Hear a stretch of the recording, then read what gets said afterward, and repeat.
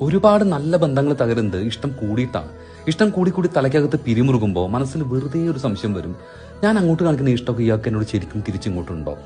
ഇയാൾ ഈ കാണിക്കുന്ന ഇഷ്ടമൊക്കെ വെറുതെ ആയിരിക്കുമോ?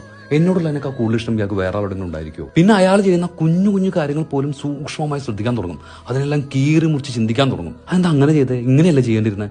ഞാൻ കഴിഞ്ഞാൽ അങ്ങനെ ചെയ്തില്ലേ, എന്നിട്ട് ഇങ്ങനെ ചെയ്ത് അയാൾ എന്നെ ഇട്ടിട്ട് പോകും, ഞാൻ ഒറ്റയ്ക്കാവും എന്നുള്ള പേടി നമ്മളെ വേദനിപ്പിച്ചുകൊണ്ടേയിരിക്കും. ഇങ്ങനെ ഓവർ തിങ്ക് ചെയ്ത് ചെയ്ത് അത് ആങ്സൈറ്റി ആയിട്ട് മാറും. ഇഷ്ടമാണ് എന്ന് എത്ര തവണ അവർ പറഞ്ഞാലും മനസ്സിലൊരു ഉറപ്പ് കിട്ടാത്ത പോലെ, ഉറക്കം കിട്ടാത്ത അവസ്ഥ, ഒന്നിലും ശ്രദ്ധിക്കാൻ പറ്റുന്നില്ല. എന്നാലും നീ എന്നോട് അങ്ങനെ ചെയ്തില്ലേ എന്ന് വെറുതെ ഒരു വിഷമം മനസ്സിൽ. സംശയങ്ങൾ ഉറപ്പിക്കാൻ എന്നും അവരോട് ഓരോ ചോദ്യം ചോദിച്ചുകൊണ്ടിരിക്കും. നമ്മളെ അവർ സ്നേഹത്തോടെ ഗൗനിക്കുന്നുണ്ടോ എന്നറിയാൻ വേണ്ടി കോളിന് വേണ്ടിയോ ചാറ്റ് ബോക്സ് തുറന്നു വെച്ചോ വെയിറ്റ് ചെയ്തുകൊണ്ടേയിരിക്കും. ആ സമയം അവർ വേറെ ആരെങ്കിലും കൂടെ ഒരു സ്റ്റോറി ഇടുകയോ കോൾ ചെയ്യുമ്പോൾ ഫോൺ എൻഗേജ്ഡ് ആയിരിക്കുകയോ ചെയ്താൽ കഴിഞ്ഞു.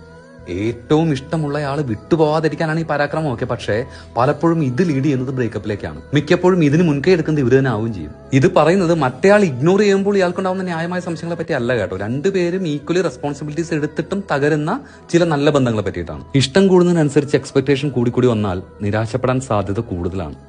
അവർ ചെയ്യാൻ ആഗ്രഹിക്കുന്നതേ അവർ ചെയ്യൂ. അതിൽ കൂടുതൽ എന്തെങ്കിലും ചെയ്തിട്ടുണ്ടെങ്കിൽ അത് താൽക്കാലികം മാത്രമായിരുന്നു. എക്കാലത്തേക്കും അത് പ്രതീക്ഷിക്കരുത്. നിങ്ങൾ തോറ്റുപോകും.